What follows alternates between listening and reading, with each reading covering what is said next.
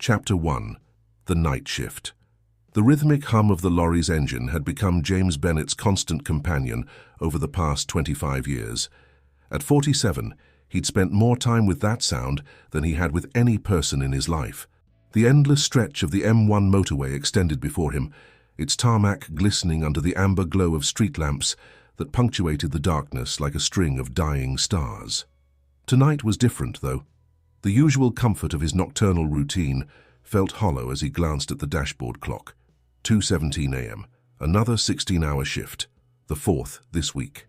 The bills kept piling up, and the debts seemed to multiply like rabbits in spring. His weathered hands gripped the steering wheel tighter, knuckles white against the black leather. Just another 3 years, he muttered to himself, a mantra he'd adopted since Claire's departure 5 years ago. His wife's prolonged illness had left him with a mountain of medical bills, and though the NHS had covered most of it, the private treatments they desperately sought had drained their savings and more. His mobile phone buzzed in its holder. Marcus, his 24-year-old son's face flashed on the screen. James pressed the hands-free button, grateful for the distraction. "Dad, you're still on the road, aren't you?" Marcus's voice carried that familiar mix of concern and resignation. "Just making my last delivery to Leeds," James replied, trying to keep his voice light. "Should be done in a couple of hours." "You can't keep doing this. These double shifts will be the end of you." A pause. "I've been thinking I could help with the payments. I'm doing well at the firm now and—" "No," James cut him off firmly but gently. "You're just starting your life, son. Your mother would never forgive me if I let you shoulder my burdens." The silence that followed was heavy with unspoken words. Marcus had inherited Claire's stubborn streak, along with her gentle heart. "At least come for Sunday dinner this weekend. Sarah's been asking about you, and the twins want to see their granddad." James smiled despite himself. His 2-year-old granddaughters were the brightest spots in his life. Wouldn't miss it for the world. After ending the call, James found himself alone again with his thoughts and the endless road. The Yorkshire countryside rolled past his windows, hidden in the November darkness. The forecasted rain had started, a light drizzle that created a hypnotic pattern on his windscreen. The radio crackled with the midnight news, but James barely registered the words. His mind wandered to the stack of letters waiting on his kitchen table back in Sheffield. Final notices, payment reminders, and a particularly worrying one from the bank about his mortgage. He'd managed to keep the house, but just barely. The fog was getting thicker now, unusual for this time of year. James leaned forward slightly, squinting through the windscreen. The white mist seemed to dance in his headlights, creating ghostly shapes that disappeared as quickly as they formed.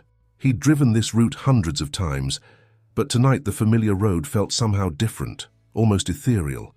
Through the swirling fog, something caught his eye, a flash of white, too solid to be mist, too still to be imagination. James eased his foot off the accelerator, years of experience taking over as he carefully maneuvered the massive vehicle. As he drew closer, the shape resolved itself into something that made him catch his breath. There, on the side of the motorway, stood an elderly woman in a white dress that seemed to glow in his headlights. She was standing perfectly still, her silver hair loose around her shoulders, seemingly oblivious to the rain and cold. No car in sight, no obvious reason for anyone to be out here at this hour. James's hands tightened on the wheel as he faced a decision.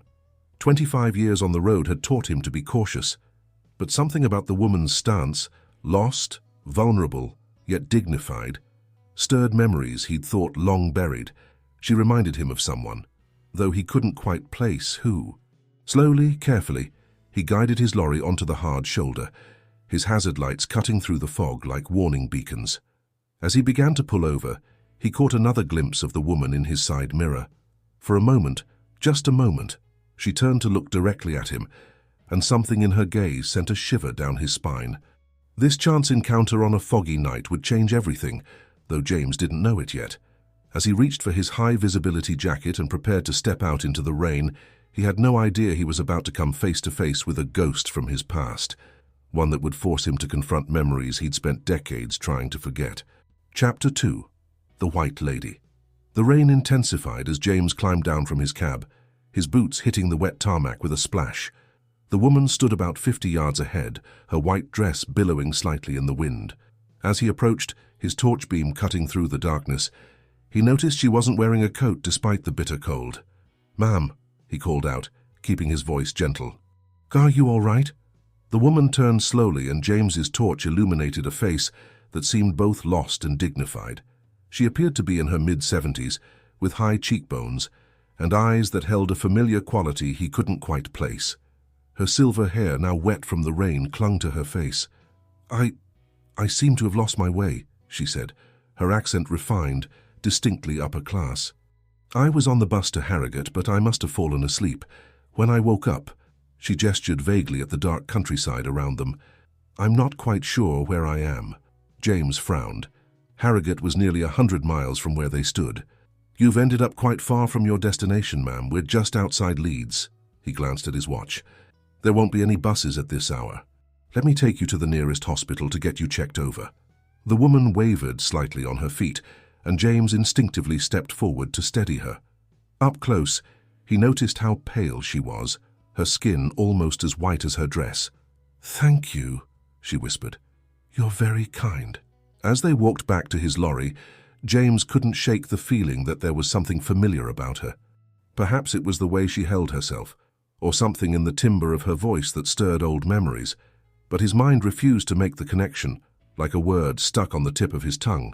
"I'm James," he offered, helping her up into the passenger seat. "James Bennett." The woman stiffened for a moment, so briefly he almost missed it.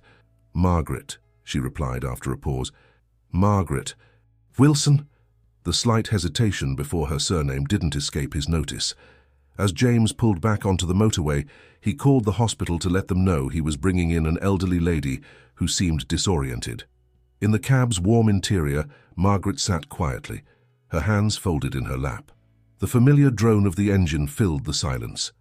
"You remind me of someone," she said suddenly, her voice so soft he almost missed it. "Someone I knew long ago. A young boy who loved trucks, just like this one." Something stirred in James's memory. Summer afternoons spent watching lorries from his bedroom window, making engine noises with his mouth as his father smiled indulgently. But that was before everything changed, before his father remarried, and their home became a battlefield of silent tensions and unspoken resentments. "I drove past that boy's house every day on my way to work," Margaret continued, her voice taking on a dreamy quality.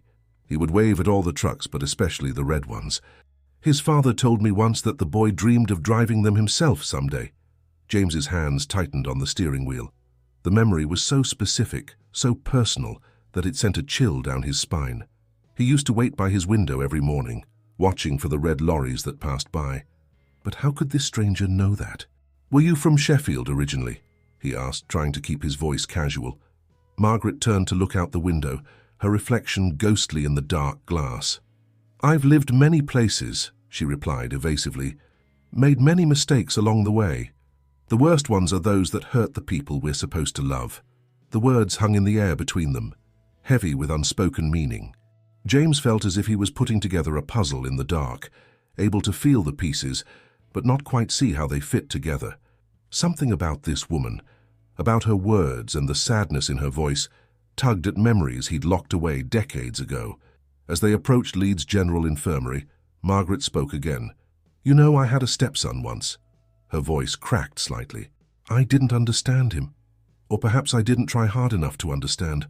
I was too caught up in my own insecurities, my own need to be the center of his father's world. By the time I realized what I'd done, the damage was—" She trailed off, staring at her hands. James pulled into the hospital's emergency entrance, his mind racing. The pieces were starting to come together, forming a picture he wasn't sure he was ready to see. As he helped Margaret out of the cab, she stumbled slightly, clutching his arm. "I never thought I'd see you again," she whispered, looking up at him with tears in her eyes. "My God, James, you look so much like your father now." The world seemed to tilt on its axis as recognition finally crashed over him. The refined accent, the proud bearing, the specific memories. How had he not seen it sooner? Standing before him, frail and vulnerable in her white dress, was Margaret Blackwood, his former stepmother. The woman who had driven a wedge between him and his father 25 years ago, leading to a rift that had never fully healed. As hospital staff approached with a wheelchair, James stood frozen, a storm of emotions churning inside him. The past he'd tried so hard to leave behind had found him on a foggy night in the middle of nowhere, wearing a white dress and carrying decades of regret. Chapter 3. Echoes of the Past. The fluorescent lights of the hospital corridor cast harsh shadows as James paced back and forth. He'd called his dispatch to explain the situation, and they'd reassigned his delivery to another driver.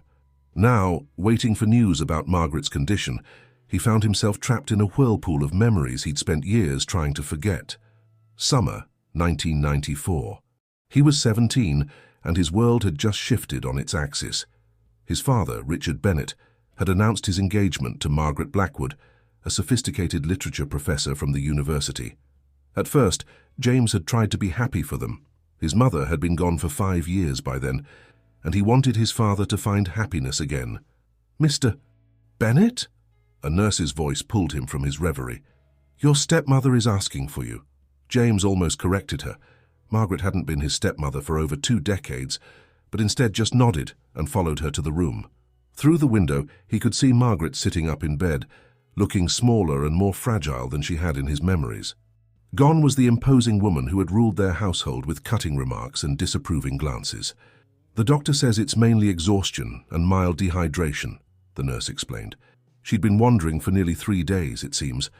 We've contacted her care home in Harrogate. They'd reported her missing when she didn't return from her scheduled day trip." James thanked her and entered the room.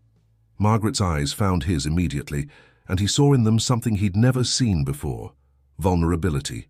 "You could have left me there," she said softly. "No one would have blamed you." James pulled up a chair and sat down, maintaining a careful distance.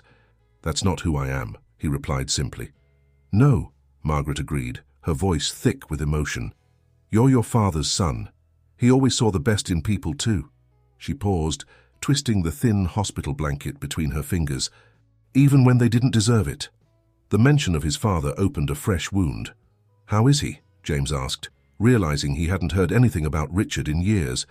"He passed away 3 years ago," Margaret said quietly. "Peaceful, in his sleep. He asked about you near the end. Wanted to know if you were happy." James felt the news like a physical blow. His father was gone, and he'd never known. All those years of silence, of stubborn pride on both sides, now seemed incredibly wasteful. "Why didn't anyone tell me?" "Pride," Margaret admitted. "My pride. I couldn't face you after everything that happened. Your father wanted to reach out so many times, but She took a shaky breath. "I convinced him you needed space, that you'd come back when you were ready. I was wrong, James, so terribly wrong." The memories flooded back. Margaret's constant criticism of his dream to become a lorry driver like his father had once been, her insistence that he attend university instead. The way she'd gradually poisoned his relationship with his father, making every dinner feel like a minefield of potential arguments. "You made it clear that I wasn't good enough for your perfect family," James said, surprised by the lack of bitterness in his voice. The words were simply facts now, worn smooth by time. "I was afraid," Margaret confessed, looking down at her hands. "Afraid that Richard loved you more than he could ever love me. Afraid that I could never measure up to your mother's memory. Instead of dealing with my own insecurities, I took them out on you. I tried to remake you into someone who wouldn't threaten me." Outside the window, dawn was beginning to break, painting the sky in shades of pink and gold. James watched a nursing shift change through the window, young faces replacing tired ones, the endless cycle of care continuing regardless of personal dramas playing out in countless rooms. "When I saw you tonight," Margaret continued, "helping a strange old woman without hesitation, I realized what a remarkable man you've become, not because of me, but in spite of me. Your father would have been so proud." James felt tears pricking at his eyes and blinked them away. Did he ever forgive me for leaving? "Oh, James," Margaret's voice cracked. "There was nothing to forgive. We were the ones who failed you. I was the one who failed you both." A knock at the door interrupted them. The doctor entered with a clipboard and a professional smile. "Good news, Mrs. Blackwood. Your vitals are stable and the results of your tests are encouraging. We'll keep you under observation for another day, but then you should be able to return to Cedar Grove." After the doctor left, silence fell between them again. James stood, feeling the weight of his missed delivery, his unpaid bills, his ordinary life waiting to reclaim him. "I should go," he said. "My son's expecting me for Sunday dinner." "You have a son?" Margaret's face lit up with genuine interest. "And twin granddaughters," James added, surprising himself by pulling out his phone to show her a picture. Margaret studied the photo with tears in her eyes. "They're beautiful," she whispered. "James, I know I have no right to ask anything of you, but would you visit me again? Let me try to make amends, not just with words, but with actions." James looked at this woman, who had once loomed so large in his nightmares, now small and hopeful in her hospital bed. The anger he'd carried for so long felt heavier than any load he'd ever hauled. Maybe it was time to set it down. "I'll think about it," he said finally. And for the first time in their complicated history, he saw genuine gratitude in Margaret's smile. As he walked back to his lorry in the brightening morning, James felt as if something had shifted inside him. The weight of the past hadn't disappeared, but it had changed somehow, becoming less of a burden and more of a testimony to the distance he'd traveled. Chapter 4. Sunday Revelations. The aroma of roasting beef filled Marcus's modest semi-detached house in Sheffield's suburbs. James sat at the kitchen table, watching his son move confidently around the space, while Sarah, his daughter-in-law, entertained the twins in the living room. The sound of their giggles filtered through, a reminder of life's continuing cycles. "You're quieter than usual today, Dad," Marcus observed, checking the Yorkshire puddings rising in the oven. "Something on your mind?" James traced the rim of his tea mug with his finger, considering how to explain the events of the past few days. He'd visited Margaret twice more since that first night, brief visits filled with careful conversations and tentative steps toward understanding. "I found Margaret," he said finally. Marcus stopped stirring the gravy, turning to face his father with a puzzled expression. "Your grandfather's second wife," James clarified. "My stepmother. The one who—" Marcus left the sentence hanging, but James knew what he meant. "The one who drove you away, the one we never talk about. She's in Leeds General Infirmary. Found her on the motorway during my night shift, though I didn't recognize her at first." James went on to explain the extraordinary circumstances of their reunion. Marcus pulled up a chair, the gravy momentarily forgotten. "That's quite something," he said finally. "How do you feel about it?" It was the question James had been asking himself for days. "Honestly, I'm not sure. She's different now. Older, obviously, but it's more than that. She seems genuine in her regret." "People can change," Sarah commented, entering the kitchen with Emma in her arms, while Sophie toddled behind, clutching a stuffed rabbit. "My mum always says time either softens or hardens people." Sounds like in her case it softened. James reached out to take Emma, who immediately began playing with his beard. "Maybe. She's been telling me about your grandfather's last years. Things I should have known, should have been there for—" "That's not on you, Dad," Marcus said firmly. "You can't blame yourself for other people's choices." The oven timer beeped, drawing Marcus back to his cooking duties. Sarah settled Sophie into her high chair, efficiently tying a bib around her neck. The domestic scene struck James with its simple beauty, the kind of family harmony he'd once had, lost and his son had managed to recreate. "She wants to meet you," James said suddenly. "And the girls. Says she'd like to know her step-great-grandchildren, I suppose." Marcus exchanged a look with Sarah, their years together allowing for silent communication. "That's your call, Dad," he said finally. "But whatever you decide, we're with you." As they settled around the table for dinner, James found himself studying his family. Marcus had Claire's gentle eyes and determined chin. The twins had inherited their grandmother's curls, though in Sarah's auburn shade rather than Claire's blonde. These physical echoes of the past made him think about legacy, about the threads that connected generations despite time and distance. "You know," Sarah said, cutting up Sophie's roast beef into tiny pieces, "my gran always said that forgiveness isn't about forgetting the past. It's about choosing to create a different future." James thought about Margaret in her hospital room, her familiar proud bearing now tempered by age and regret. He thought about his father, gone now without the chance for reconciliation, about the weight of old grievances and the possibility of new beginnings.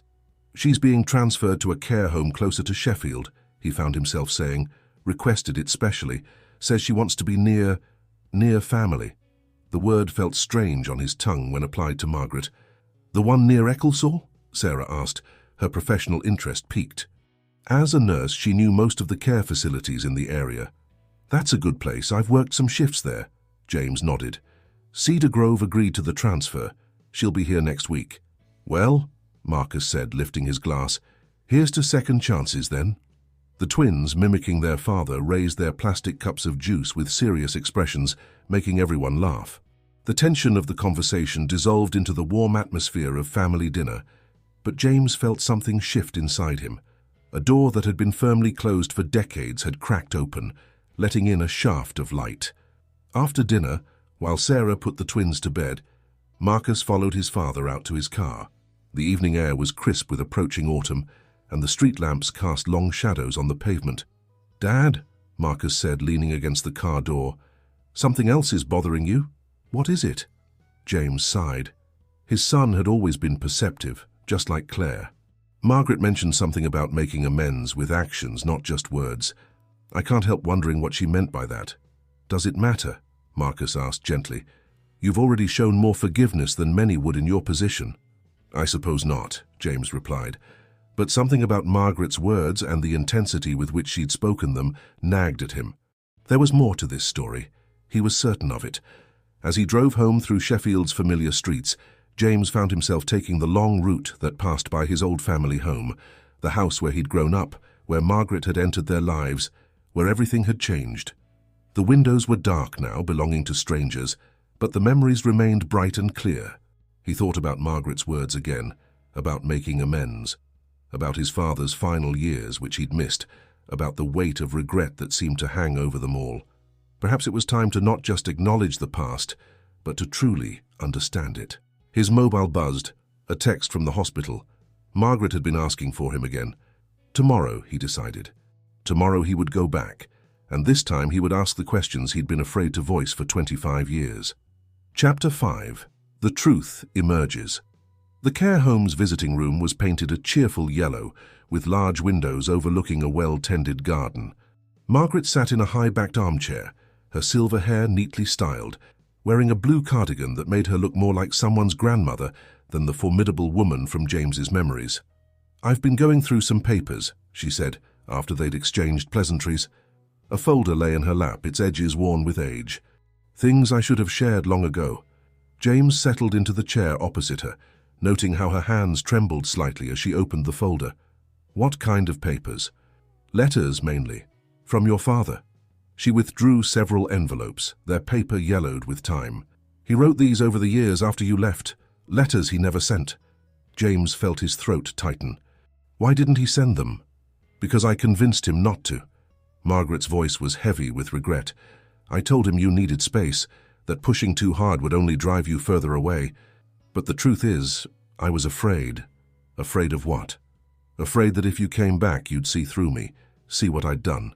She handed him the first letter, dated just weeks after he'd left home. "Read it."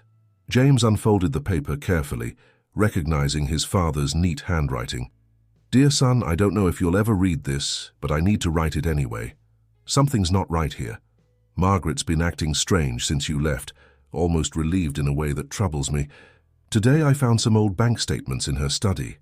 He looked up at Margaret, questioning. She nodded for him to continue. "The money from your mother's insurance policy, the fund we'd set aside for your education, it's gone. Margaret claims we spent it on house repairs and investments, but the numbers don't add up. When I confronted her, she broke down and admitted she'd been gambling.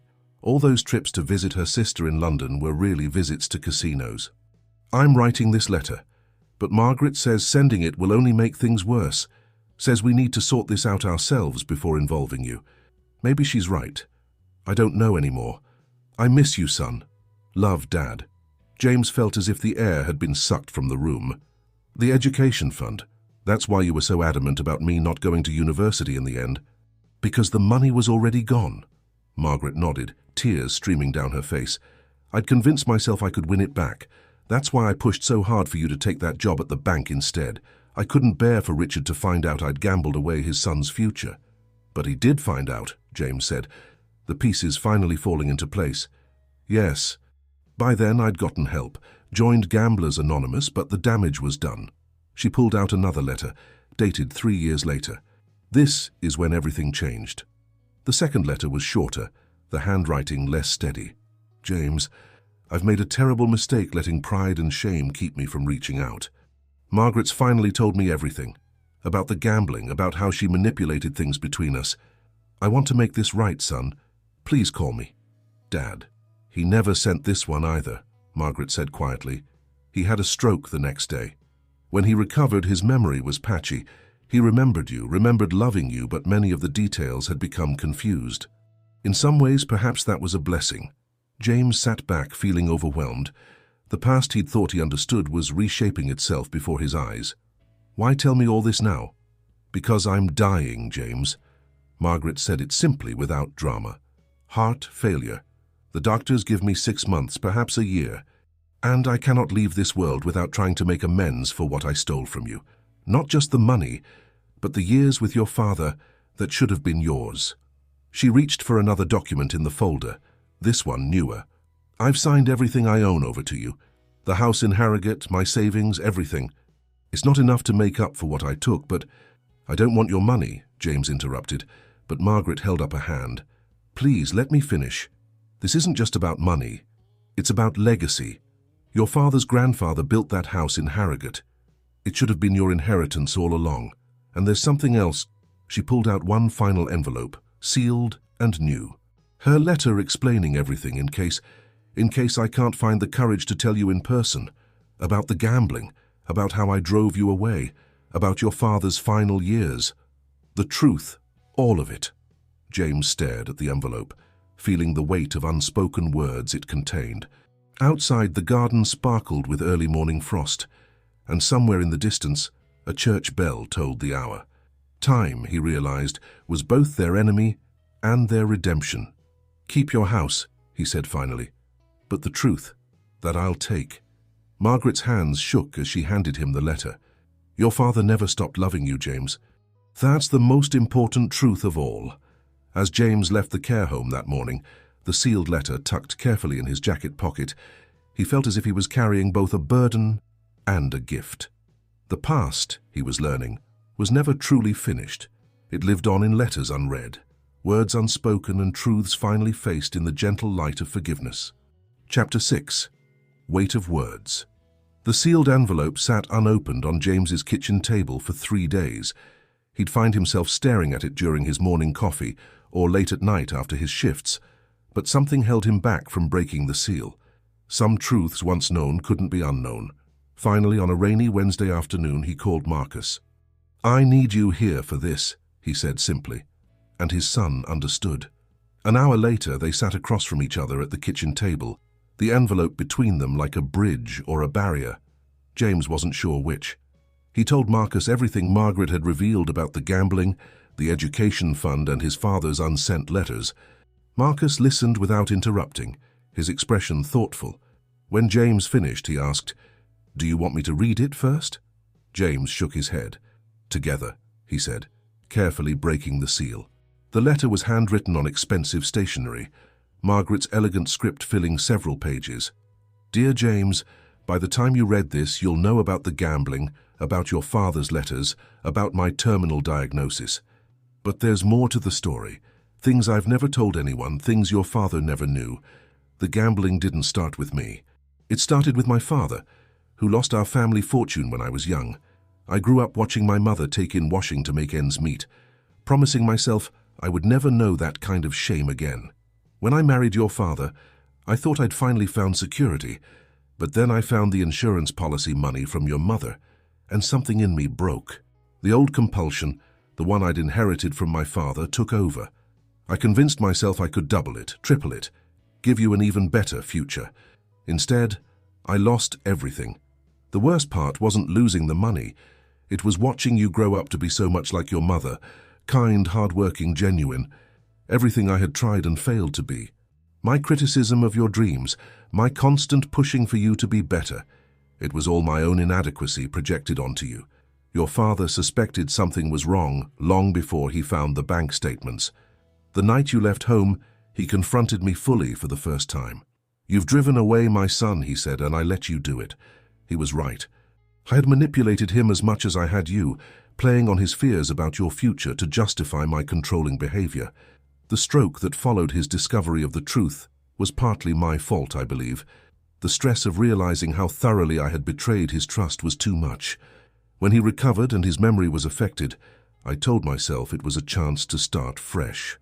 Instead, I used his confusion to continue hiding the truth from you. But your father was stronger than I knew. Even with his impaired memory, he kept writing you letters. I found them hidden in his study after he passed. Dozens of them, each one expressing his love and pride in you. I've included them all with this letter. They belong to you. There's one more thing you need to know.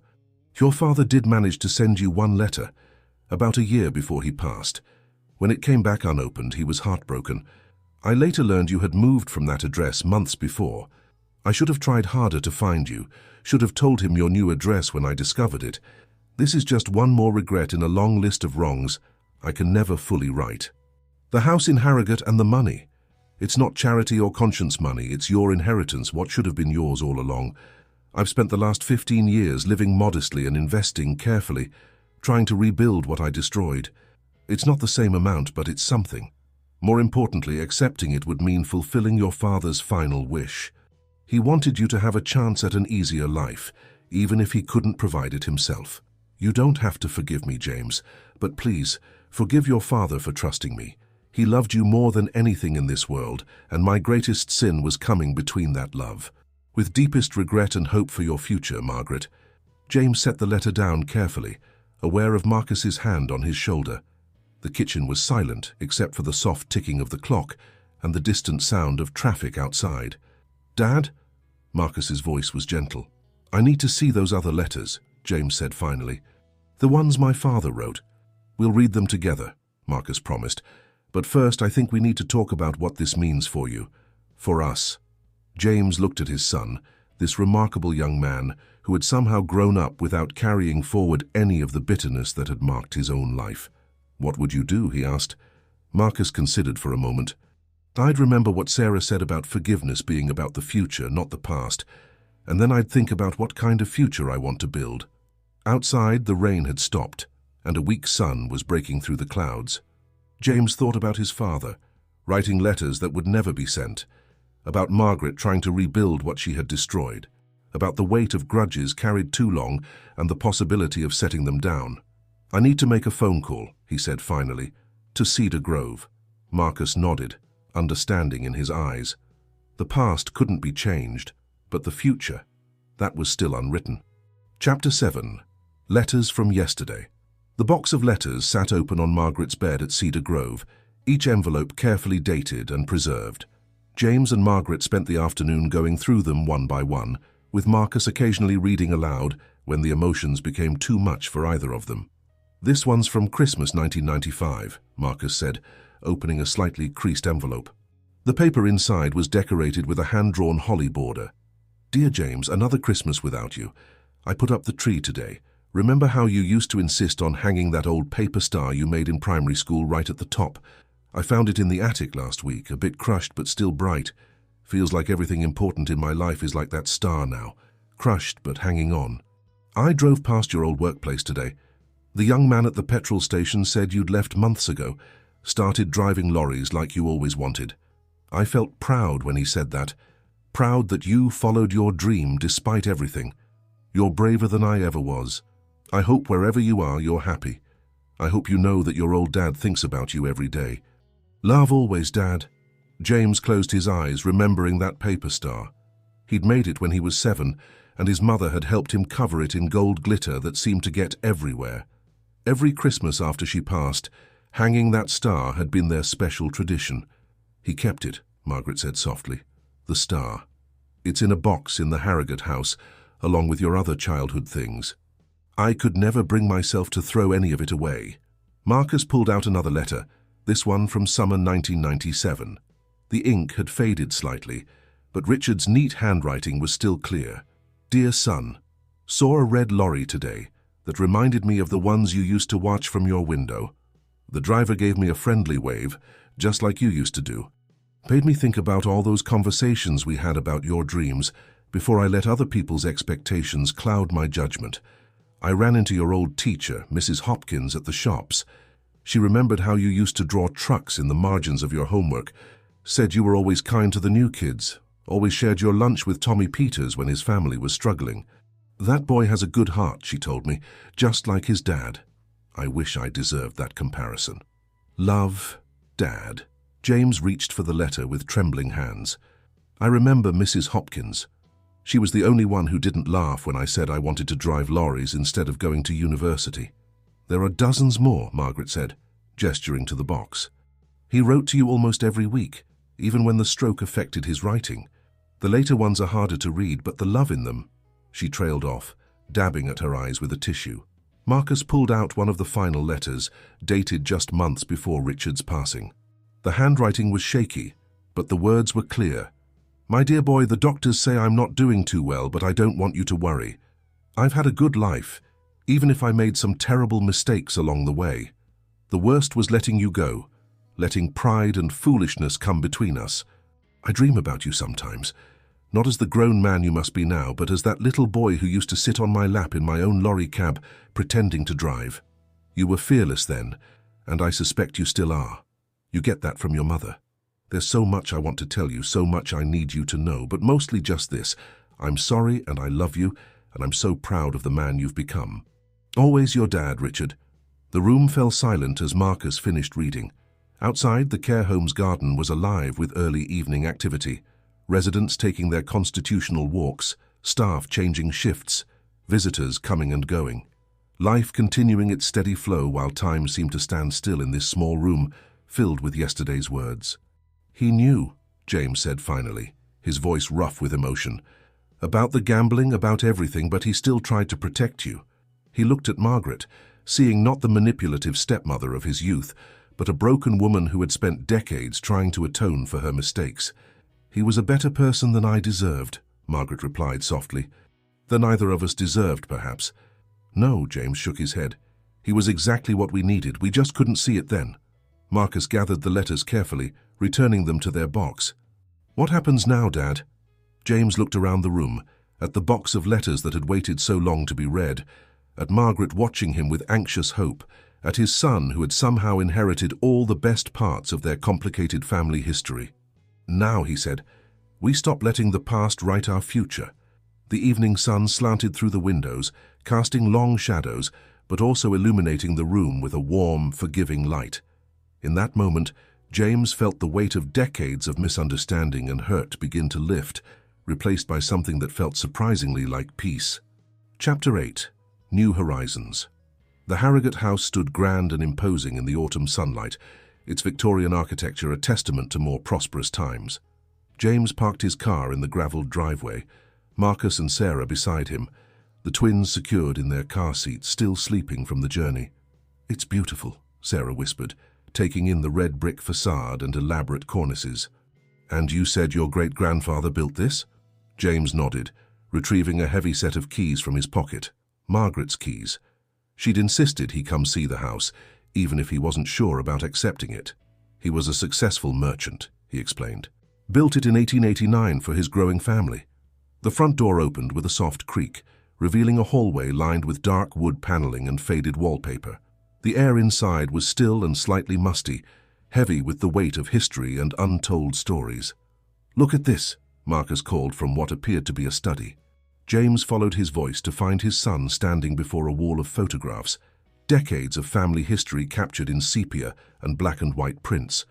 There, in the center, was a photograph James had never seen before.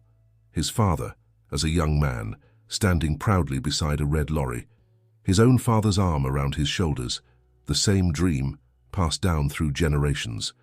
Dad, Marcus said softly, pointing to another photo. This one showed a young James, no more than 6 or 7, sitting in the cab of his father's truck, grinning widely at the camera.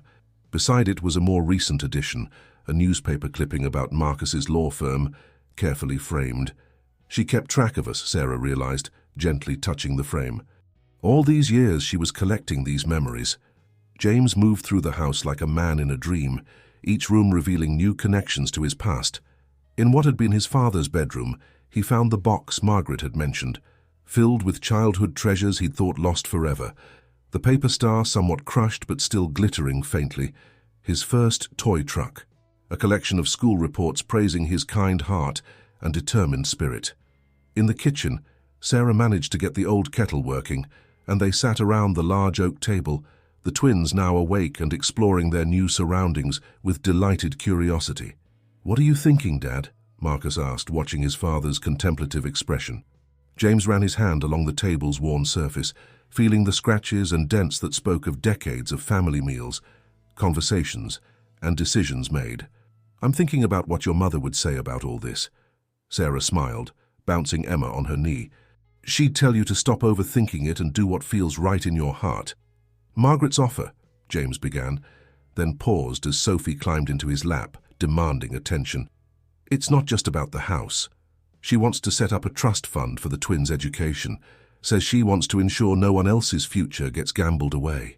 "And," Marcus prompted gently, "and I'm thinking maybe it's time to stop punishing everyone for the past, including myself." James helped Sophie arrange her stuffed rabbit more comfortably. "I've spent so many years working extra shifts, trying to pay off debts that weren't even mine to begin with. Maybe it's time to accept help even if it comes from an unexpected source." Sarah reached across the table and squeezed his hand. "You deserve some peace, Dad.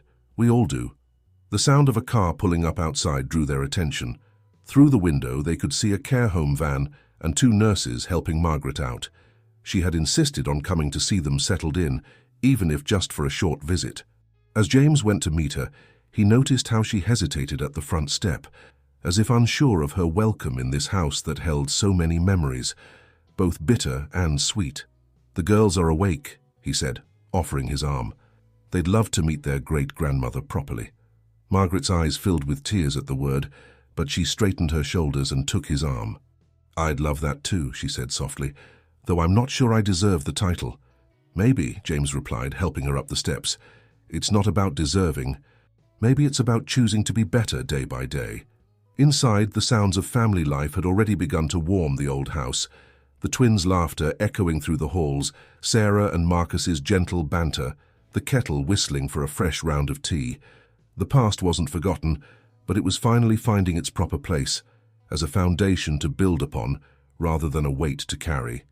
As they entered the kitchen, Sophie looked up from her rabbit and smiled, the kind of pure, uncomplicated smile that only children can give. "More tea?" she asked Margaret seriously, holding out her plastic tea set. "I would love some," Margaret replied, her voice thick with emotion. And as they all gathered around the old oak table, James realized that sometimes the greatest act of courage isn't in fighting the past, but in choosing to build a different future. Chapter 9. Shifting Gears. The first snow of winter dusted Sheffield's streets as James pulled his lorry into the depot for what would be his last night shift. After 25 years of long-haul driving, he'd made a decision that surprised everyone, himself included. "You're sure about this?" his supervisor, Pete, asked as James handed in his paperwork. "You're one of our best drivers." "I'm not leaving entirely," James smiled, thinking of the conversation he'd had with Margaret the previous week. "Just shifting to day routes. Time to let someone else handle the overnight runs." The trust fund Margaret had set up wasn't just for the twins' education. She'd insisted on including enough to help James start his own local delivery business, something he'd dreamed about but never thought possible. A legacy, she'd called it, something to build for the future. As he cleared out his locker, James found himself remembering his first day on the job. He'd been so young, so eager to prove himself. Now, looking at his reflection in the small mirror inside the locker door, he saw his father's features looking back at him, the same steady gaze, the same quiet determination. His phone buzzed with a message from Marcus. "Tea and biscuits waiting at Margaret's room. The girls made you a surprise." The care home was only a 15-minute drive from the depot. In the 3 months since they'd discovered the truth about the past, these evening visits had become a regular part of their routine. Margaret's health was declining steadily, but her spirit seemed to grow stronger with each passing day. When he arrived, he found the usual gathering. Marcus and Sarah seated on the small sofa, the twins playing on the floor with their coloring books, and Margaret in her favorite armchair by the window. But tonight there was something different in the air, a sense of anticipation. "Grandpa," Sophie called out, running to him with a large piece of paper clutched in her hands. "Look what we made." The paper turned out to be a carefully colored drawing of a red lorry with Bennett and Son Deliveries written across the side in Marcus's neat handwriting. Emma proudly pointed to the stick figures she'd drawn in the driver's seat, one big, one small. "That's you and me," she explained seriously. "When I'm bigger." James felt his throat tighten as he studied the drawing. "It's perfect," he managed. "We'll hang it in the office." "The office?" Margaret asked, though her slight smile suggested she already knew what was coming. James sat down, accepting a cup of tea from Sarah. "I've made a decision," he began. "About the inheritance, about everything." The room grew quiet, even the twins sensing the importance of the moment. "I'm going to accept it," he continued, "but with some conditions. First, the house stays in the family trust, for Marcus and the girls' future. Second, I'm using part of the money to start my own business. Local deliveries, nothing too ambitious. Just enough to build something of my own." "And third?" Margaret prompted gently. "Third?" James smiled. "You're going to help me run it, for as long as you can. You were a business professor, after all. Who better to help me avoid the pitfalls?" Margaret's hands trembled slightly as she set down her teacup. "You want my help? After everything?" "Because of everything," James corrected. "You spent years trying to make amends. Now's your chance to do it by helping build something positive." Sarah wiped away a tear, trying to hide it by pretending to help Sophie with her coloring. Marcus simply nodded, pride evident in his eyes. "There's something else," James added, reaching into his jacket pocket. He pulled out a familiar, slightly crushed paper star, the one from all those Christmases ago. "I thought maybe the girls could help us hang this in the office too, start some new traditions." The twins immediately abandoned their coloring books, fascinated by the glittering star. As they examined it carefully, James could almost hear his mother's laugh, see his father's proud smile. "Your father would have loved this," Margaret said softly. "He always said you had a head for business, even when you were young. We just got too caught up in what we thought that should look like." "Well," James replied, watching his granddaughters carefully carry the star back to their coloring corner, "sometimes the best view of the road ahead comes from the driver's seat of a lorry." Outside, the snow continued to fall, covering the garden in a clean white blanket. Tomorrow would bring paperwork and planning, logistics and licenses. But tonight was for family, for healing, for the quiet joy of new beginnings built on the foundations of the past. As James watched his family, all of them, including Margaret, he realized that sometimes the heaviest loads we carry aren't in our trucks but in our hearts. And sometimes the greatest delivery we can make is that of forgiveness, both to others and to ourselves. Chapter 10. Fresh Start. The small industrial unit on the outskirts of Sheffield didn't look like much from the outside, but to James, it was the beginning of everything. The sign painter was just finishing up the last touches on the front. Bennett and Son Deliveries, family run since 2024, in bold red letters against a pristine white background. Margaret sat in her wheelchair beside him, wrapped in a warm blanket against the February chill, her business acumen as sharp as ever, despite her failing health. "The location is perfect," she noted, reviewing the business plan spread across her lap. "Close enough to the city centre, but with good access to the motorway." Inside, Marcus was setting up the small office, while Sarah helped the twins decorate their special corner, a child-sized table where they could colour and play while visiting their grandfather at work. The paper star hung proudly in the window, catching the winter sunlight. "First delivery scheduled for Monday," James said, checking his phone. "Small contract, but it's a start. Local bakery needs daily deliveries to their shops around South Yorkshire." "Have you thought about my suggestion?" Margaret asked, shuffling through the papers. "About the apprenticeship program?" James nodded. It had been Margaret's idea to partner with the local vocational college, offering training opportunities to young drivers.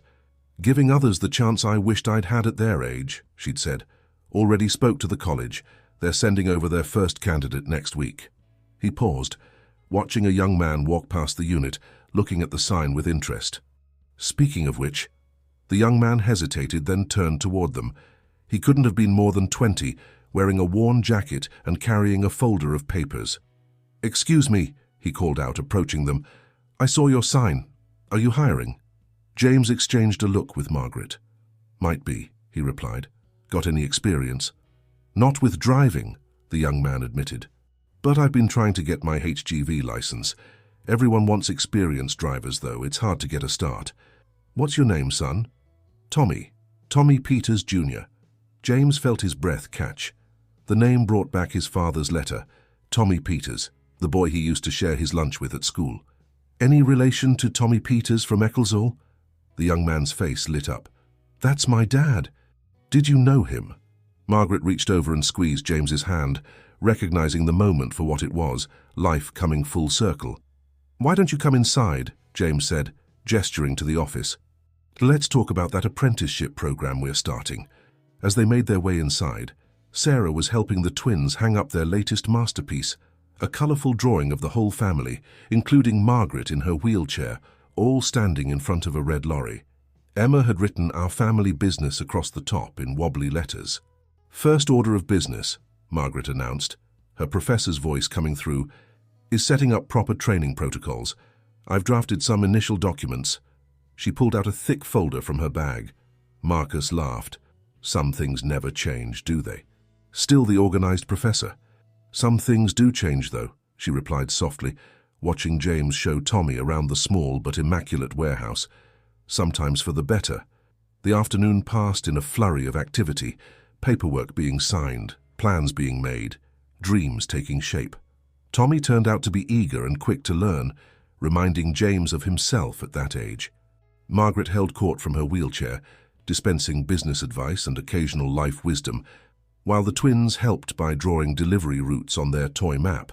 As the day drew to a close and Sarah was preparing to take Margaret back to Cedar Grove, James found himself standing in the doorway of his new office. The paper star caught the last rays of sunlight, sending little rainbow reflections dancing across the walls. "Penny for your thoughts?" Margaret asked, as Marcus helped her with her coat. "Just thinking about Dad," James replied. "About how sometimes the long way round turns out to be the right way after all. He would be proud," she said.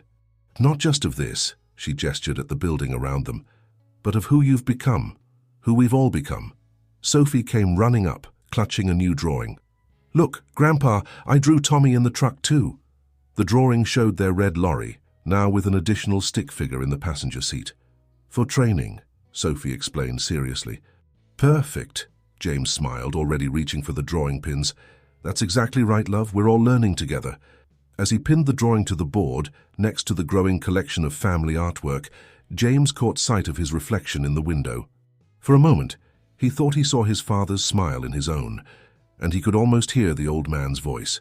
"The best journeys aren't always the ones we plan." Outside, the sign painter was packing up his equipment, the fresh paint gleaming in the setting sun. Bennett & Son Deliveries was ready for its first chapter, built on a foundation of second chances and newfound understanding. "Right then," James said, turning to his family. "Who's for tea at the house? We've got a business to launch on Monday, and I think that calls for a proper celebration." Chapter 11. Time's Treasure. The spring sunshine streamed through the windows of Cedar Grove's garden room, where Margaret sat surrounded by business papers and family photos. Her health had declined significantly over the past month, but her mind remained sharp as ever. James visited daily now, often bringing paperwork for her to review or simply sitting with her, making up for lost time. "The bakery contract's been renewed," he announced, setting a fresh cup of tea beside her. "They've actually asked for 2 more delivery routes." Margaret smiled weakly, but her eyes sparkled with pride. "And Tommy's training? How's that coming along?" "Passed his HGV test last week. First try." James showed her a photo on his phone, Tommy standing proudly beside one of their red lorries, now emblazoned with the company logo. "He reminds me so much of myself at that age." "But with better opportunities," Margaret noted, her voice barely above a whisper. "That's what matters." The business had grown steadily over the past 3 months. They now had 3 lorries, with Tommy fully licensed, and 2 more apprentices in training.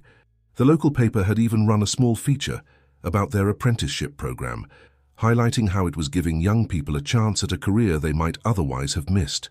Sarah came in, pushing a wheelchair with Emma and Sophie walking carefully beside it, each holding a small bunch of daffodils they'd picked from the garden. "For your room," Sophie announced, presenting her flowers to Margaret. "To make it sunny inside too." Margaret's hands trembled as she accepted the flowers, but her smile was radiant. "Thank you, my darlings. Come sit with me, and I'll tell you about the house in Harrogate when it was full of flowers like these." As the twins settled at Margaret's feet, James noticed how thin she'd become, how the spring sunlight seemed to shine right through her. The doctors had warned them she might not see summer, but Margaret faced each day with determined grace, focused on sharing as much as she could with the family she'd once torn apart. The conservatory, she was telling the girls, was always full of daffodils in spring. Your great-grandfather would bring fresh ones every Sunday. James's phone buzzed. Marcus, saying he'd be late. A big case at the firm was keeping him busy, but he never missed his evening visits with Margaret. "I've been thinking," Margaret said later, after the girls had gone to explore the garden with Sarah, "about the business expansion plans we discussed." James pulled out his notebook, the same one she'd given him when they first started planning the company. "The warehouse space next door?" "Yes, but more than that." She reached for a file beside her chair, her movements careful and deliberate. "I've been working on something, a proper legacy plan." Inside the file were detailed proposals, expansion strategies, training programs, community outreach initiatives. Everything meticulously planned and documented in Margaret's elegant handwriting, though he could see how it had become shakier in recent pages. "This isn't just about deliveries," she explained. "It's about creating opportunities, like the one I should have supported all those years ago." James felt his throat tighten. "Margaret, let me finish," she insisted gently. "I've set up an educational trust, separate from the family trust, for young people who want to enter the transport industry but need support. Your father always believed in helping others. It's time his name helped create some good in the world." Through the window they could see Emma and Sophie playing in the garden, their laughter carrying faintly through the glass. Sarah watched them while chatting with one of the nurses, her medical training making her increasingly valuable as Margaret's health declined. "There's something else," Margaret said, pulling out an envelope. "A letter for the girls to be opened when they're older, about family and mistakes and forgiveness, about their remarkable grandfather and their even more remarkable father." James took the envelope, noting how light it felt despite the weight of its contents. "We'll make sure they understand." "Understanding comes with time," Margaret smiled. "I'm just grateful I had enough of it to find my way back to what matters." Marcus arrived then, slightly out of breath from rushing. "Sorry I'm late." "Court ran over." He kissed Margaret's cheek before settling into the chair beside her. "Did I miss story time?" "Not at all," Margaret said, her voice growing stronger for a moment. "I was just about to tell the girls about the summer their grandfather decided to paint the Harrogate house blue." "Blue?" Marcus laughed. "I thought it was always red brick." "Oh, this was before my time," Margaret chuckled. "Your father told me the story. Apparently young James here had declared that all proper houses should be blue, like his favourite lorry." As Margaret's voice wove the tale, James watched his son's face light up with laughter, saw the twins return to sit at Margaret's feet, entranced by stories of their family's past. Sarah joined them, perching on the arm of Marcus's chair, while James sat back, taking in the scene. The sun was setting now, painting the garden in soft gold light. Tomorrow would bring more deliveries, more training sessions, more business decisions. But tonight was for stories, for family, for the gentle art of weaving past and present into something new and precious.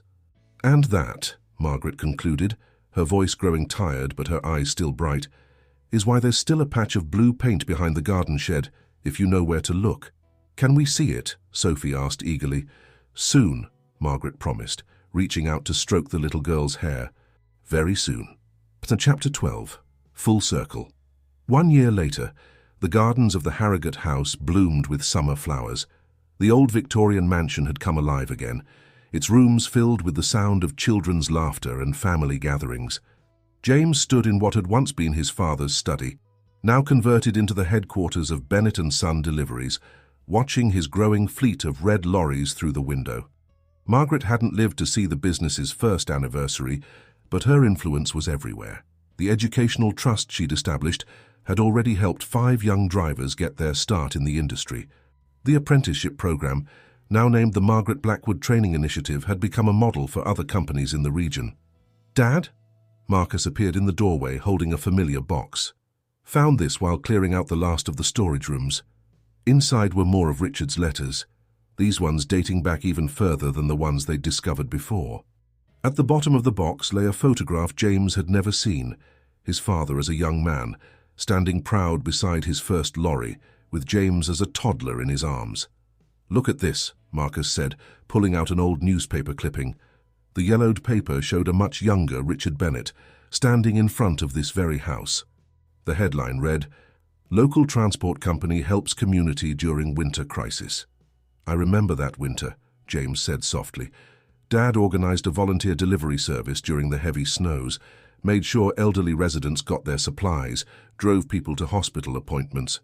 Never charged a penny." "Like father, like son," Sarah commented from the doorway. She was holding a fresh stack of volunteer driver applications, their company's response to the current community needs. Tommy Peters Jr., now their lead trainer, appeared behind her with an iPad. "First quarter results are in," he announced proudly. "The community outreach program has doubled our business contracts." James smiled, remembering Margaret's words about building a legacy that mattered.